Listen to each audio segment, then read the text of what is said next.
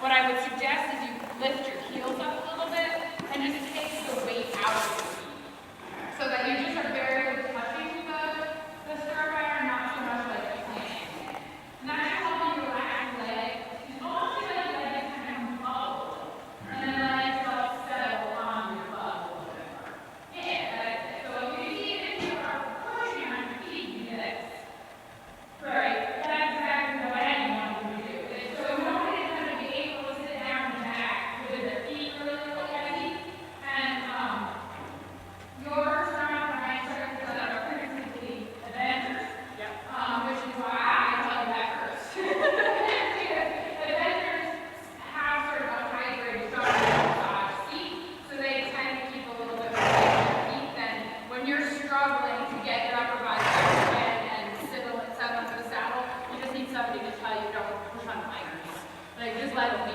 Just let them kind of let them just dangle. Your heels, you basically want your ankle level with your toe, slightly lower by half an inch maybe, but none of this like 2 or 3 inches business, like because you're gonna push your lower leg forward, which you're gonna then counterbalance like this, right? So you just back off, and just let your knees swivel a little bit more, so that you're like I always tell people if you're a dressage rider, we're gonna do tempi changes.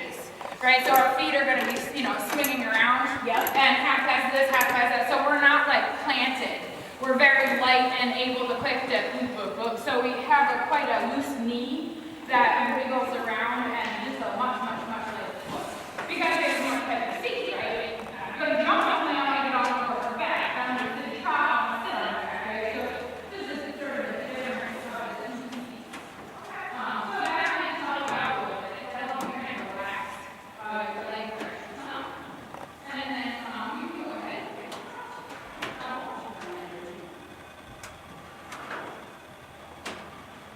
See how peaceful guys. And such a drag race. I know. You like the too. I love drag children. And they're so cute. My very first dressage work was the drag cross. And quarter horse is my other favorite. Yeah, there you go. Got a good combo there. I have more experience with I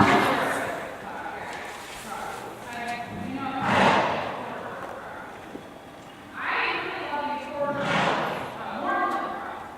Oh yeah. Yeah, I think there could be a whole market for those. I get it right. I've had a couple, and they like the character of quarter horse and the athletics of the formula coming together. Pretty sweet. I know ladies are reading one right now.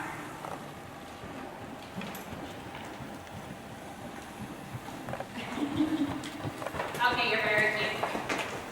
So, what you're dealing with there, in terms of the inconsistency and the rhythm, was him, right? So, what you just want to do is set yourself a personal measurement, right? So that your shoulders and neck are the rate at which you stand. You don't stand at the rate at which he helps you stand. You just sort of, if you went a little quick, you don't stand regularly, you just don't stand any faster. Yeah, you just go slowly. Carl, my trainer, always just said, slow your shoulders down. Yeah, that's right. And then inside your hand, so yeah, this is so classic of a balance problem. I wouldn't call this you so much as maybe you not correcting it quickly enough. So I know that the exercise in our arena is very small square, right? Yeah. So we're probably partially just dealing with the fact that he's got like the long side. So then what we might need to do is tell right now, every time he sees the long side, he gets excited about it, good, because he is an adventurer at heart. And so what you just want to do then is coming out of this corner, coming up, just slow, and then every short side he drags. So then just leave him dragging, and then here slow down, and then you can leave him alone through the middle. Yeah, that's it. Once he gets through the corner, looks like he's pretty good. Your hand, arm right, and pull the beat of the top a little bit. So you can kind of like keep time with his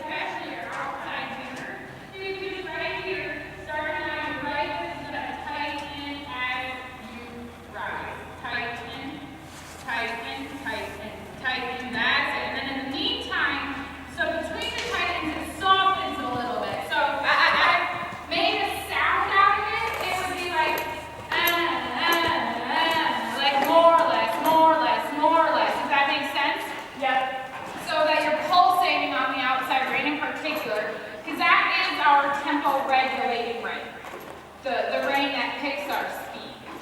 So that will help you in your It's totally normal for horses to like kind of freak around with their tempo, and it's totally normal for us to like you can interfere, like you can interfere in manipulate it.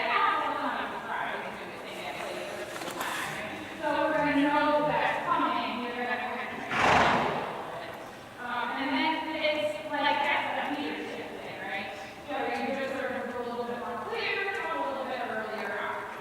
And then I think the picture overall is good. So did I like how It did. It definitely made me sit back more on my seat bones. okay. And like focus on that a little bit more, you know? Yeah, I was expecting to see it kind of go back that I'm seeing. So just based on how you were walking to start with, I was expecting to see a little bit more of a typical hunter low back. And you look like you had quite a nice calm low back.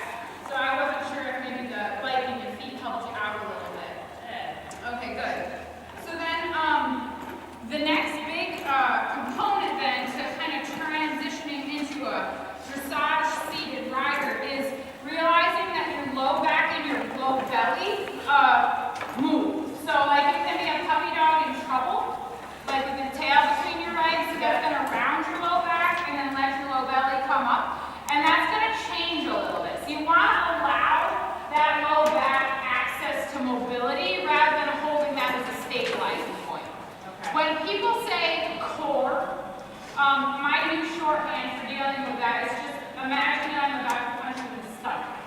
Like, so, like, feel how you would prep your core for that, like you would be ready. And so the whole thing becomes like a kind of shield of square firmness. Like, that core stability should allow your low back to soften a little bit, let it tail down a little bit. So you want to teach yourself that it's like, I'm going to pretty well always be prepared for a shot punch in the stomach, whereas at the same time, I'm going to allow my pelvis and my seat bones, my feet are going to have a little bit to move, so it's not like a rigid position, but all that area is the back motion. And if we sit too still on it, of course, they lock their back and move their legs more. So the softer and more united or harmonious you can get in there, the better, which comes from stabilizing on your core and then realizing that your low back goes into your sacrum, which is what's going to allow your pelvis to move, right? So we want to let your low back move some, as much as you possibly can allow. Good. And then you see, if you relax your legs, it's just easier to do. Right, so another good rule of thumb is saddle, skin, bone. So you feel the saddle with your skin, and then just feel your bones resting on your skin. And then the saddle moves your bones.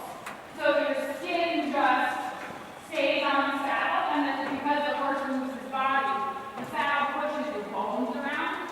You see that helps soften out the muscle. The muscle that kind of holds everything a little bit more rigid or a little bit more tense. If you can just sort of delete that afterwards, just sort of soften it and feel right to your bone,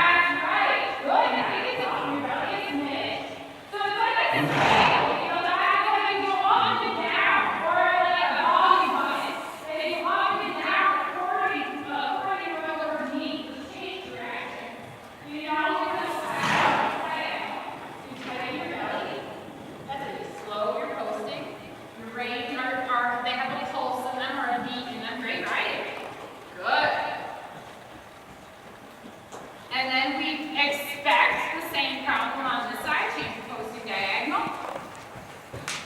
Good. So we expect to tighten the core, pulse in the bridle, come out of the saddle slowly. Yeah, super. And then he answers, so you back down, right? So at the beginning, that might be like most of what I need to do, and then in the middle, the better habits. So you can solve it. So if we grade it, it would be like 80% effort at the beginning here to keep his tempo. Yeah. And then drop down 40 here. It's easier now, right? He gets a little lazy right here. So it's easier. So then you don't have to work as hard. And then down here, you actually have to motivate him, right? So then you have to use your legs more. Yeah. To say, hello, icky wicky. Yeah, exactly. He's like, I'm trying a lot. Good. That's it. And then you regulate here. That was easier. So you back down. Super job. So then the picture starts to even out, right? And this is important. You guys say something. The picture starts to even out, right? And that's vital.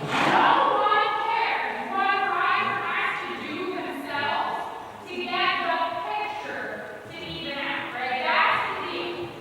Your job is to make him ready, not for your muscles to always feel the same, right? Or your pressures in your hands to always feel the same. Whatever you have to do to make him look the right way is how we approach it. Because then what's of course going to happen is you're going to teach him something, and then he's going to